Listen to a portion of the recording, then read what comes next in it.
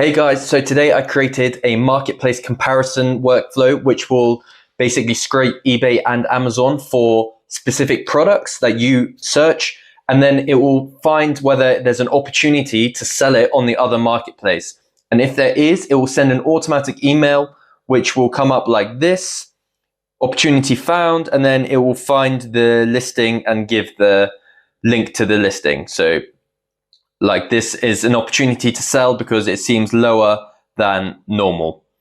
And it even shows that here, which I hadn't seen that. But yeah, so I'm going to show you step by step how to do this. I highly recommend for this workflow in particular to download from my school community, because there is a fair bit of coding involved, which you won't have to do. And the way to do this is come here, go to Classroom, YouTube workflows, then click on any of the YouTube workflows, and then it will come up as an I always upload the JSON file with it, so download this, and then in the right hand side you can import from file the JSON. So that'll make it a lot easier for you. And if you don't want to do that, just I'll let you know how you can set this up from scratch. But anyway, let's get straight into it and let me test it. So first thing to do is add when chat message received, and we want to put in any kind of thing searching for. Let's do iPhone 12. And now the next thing is to scrape both Amazon and eBay marketplace. And the way I do this is by using the SERP API node. So just this one, API official. And when you come into this SERP API node, to set up your credential, go to this Open Docs, and it will bring you straight to their website. You get 250 searches for free per month. So I think that's more than enough, unless you're really using this, and then you may have to start paying. But to find your API, just go to your account and click on the API to copy over. I'm not going to do that because that will show my API, so I'll have to reset my credentials, etc. So, but once you have the API key, just download, paste it into here. And so the first thing we're going to do is search eBay. And eBay, the operation is eBay search. The search query is the chat input, so just drag and drop that. Make sure your domain is where you're residing. So for me, it's United Kingdom. So you can also add additional fields here. And I've just added page number. So I just want to scrape one page. And then with eBay, you can accept offers and bidding, auctions and things like this. So you can actually define this here as well. So I've also added an accept offers thing to show whether I can find prices that are low. And so if I execute this step, it's going to scrape the eBay API, and it will give me organic results here. And so I can see that, for example, the first result, iPhone 12, this is the link. And if I copy this link, it will send it straight over to me. So this is the price that goes with it. And I have all of these results in organic results. So the next thing I want to do is extract the information that I want from here. So the things that I want are the title, the link, and the price. And this bit of code just does that. So like I said, it will be automatically in your workflow if you download it from the school community. Otherwise, just play around with ChatGPT to find this, to get this bit of code. But basically, it gives me the eBay price, title, and link. And yeah, just like this. Very simple, very straightforward. The next thing is a little bit of data cleaning. So I can actually change this for data cleaning. What it does is it will, because when you're scraping eBay, there is a chance that the scraped results won't be what I'm searching for. So like, for example, you know how when you're searching on Amazon or eBay, sometimes it comes up with iPhone 14 or iPhone 10. These are not what I want. So I have put in a little bit of code to check the eBay title. And if it is the same, or if the search term that I've used in my when chat message receipt in my chat message node is included in the title, then it keeps that row. Otherwise, it will remove that row. So this is just a step for data cleaning. And I can see, for example, there were 60 items and now there are 59. So it seems that there was only one row that did not have iPhone 12 within the title. And then the last thing I'm going to do is send this to my Google Sheets. So in Google Sheets, just make sure you have 6 columns, Amazon product, price, and link, and the same with eBay. And then make sure you you set up your Google credentials here. So if you don't know how to do this, I have a separate video on this, or just come here, open Docs, and follow this link and follow the steps that are associated with that. It's not too difficult, but sometimes it is useful to follow a video, so I have a video on that. The operation I've chosen is append or update row. And the reason, so then choose your document from the list, and then you want a column to match on. And I've chosen eBay link. And the reason I have this is because if I run this multiple times, I don't want to add the same listing twice in my Google Sheets. So this way, it will make sure, it will check if there's an eBay link. And if there is, then it will just update that row. Otherwise, it will add a new row if it's a new listing. So if I execute this step, I will see my columns populated here, the price. So that is done for the eBay branch, and it's exactly the same for the Amazon branch. So same idea, we're scraping the Amazon page. Make sure you have your domain here set up as where you're residing. Pull in the chat input, and then you're done there. And it will give the same kind of style of output. So we have an organic results with all our search results.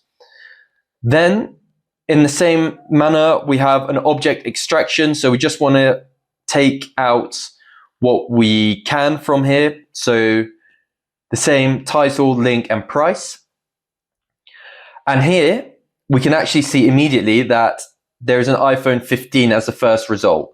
So this is not what we want. And this is why actually our second node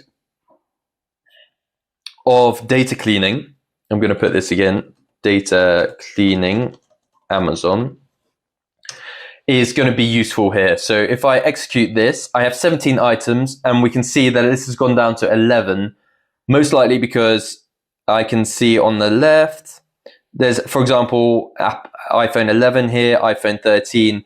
So this is the reason I have added this kind of node.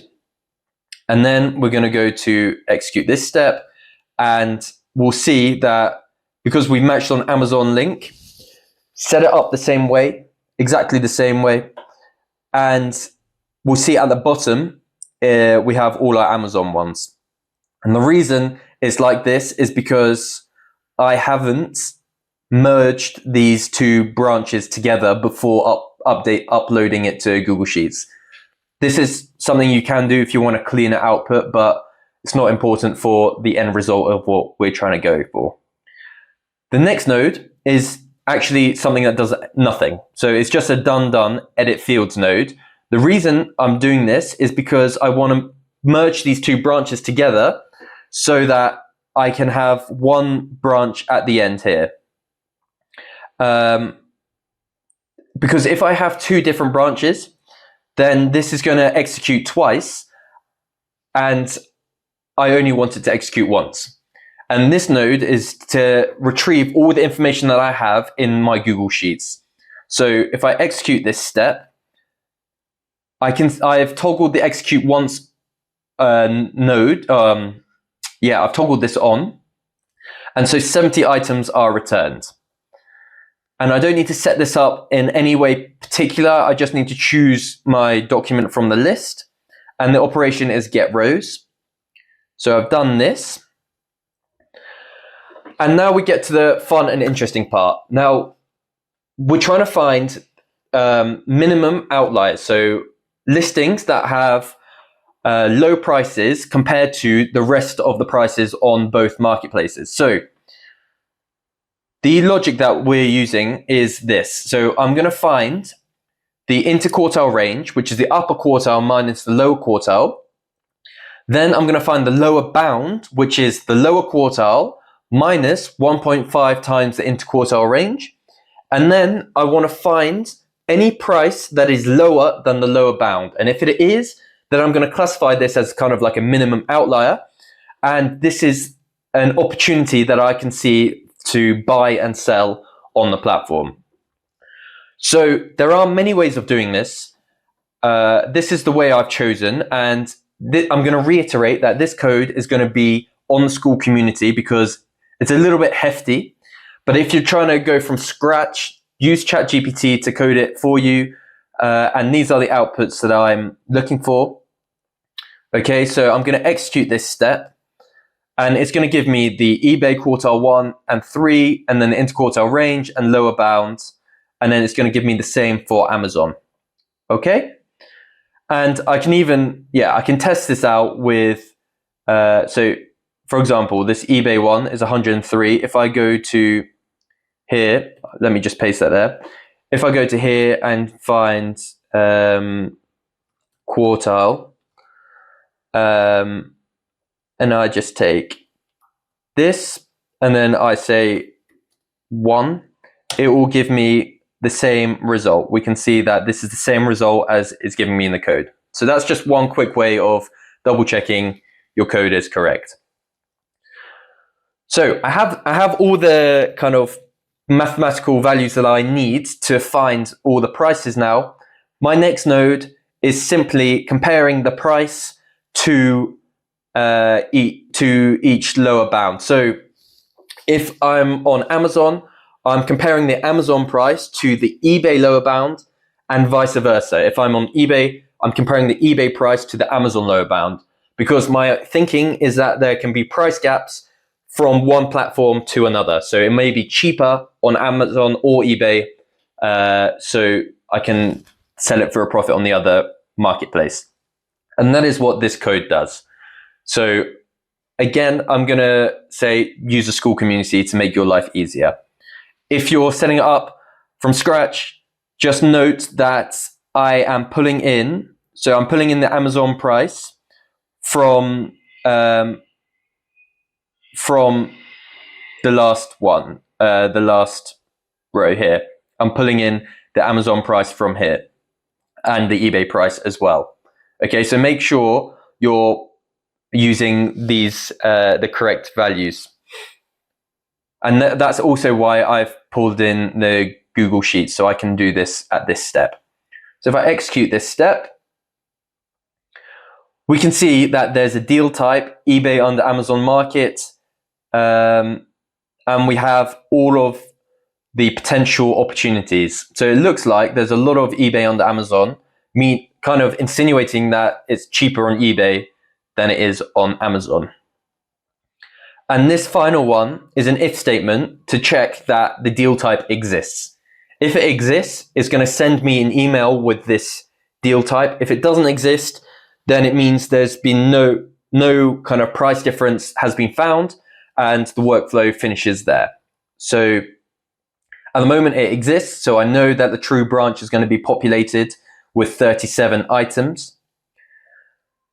And this last bit of code is simply turning these 37 items into a table format, which I can send in an email. So that's what this bit of code does. It doesn't actually change anything. It just uses these 37 items and puts them into an HTML format. So if I execute this step, it's going to give me one item with a table format of all of this information. And my send message node is simply sending it to my email address with the subject opportunity found. Email type is HTML. And then I input this email table JSON here. So that's going to be it. If I execute this step, we'll see that it pops up on the bottom right here that an email's come through. And these are all the listings. And it looks like, all of it is eBay under Amazon Marketplace, which is pretty cool. So, I mean, if I click on a random one, Yeah, like 125. It looks like I could sell this for cheaper on Amazon. Sell this for more on Amazon. Okay, so that is basically the crux of it. Of course, this is not perfect. There are many things that I can say, like there are a lot more listings of eBay than there are on Amazon, so the accuracy is not quite there for that. I've also compared eBay to Amazon. Perhaps I can actually compare eBay to eBay as well, because if there's just a really cheap option on eBay, I can just quickly buy that and then sell it on eBay again as well. So there are different ways I can play around with this, and yeah, these are just kind of ideas that I can give you if you're going to use this. So that is it. I hope this was useful. Let me know in the comments if it wasn't.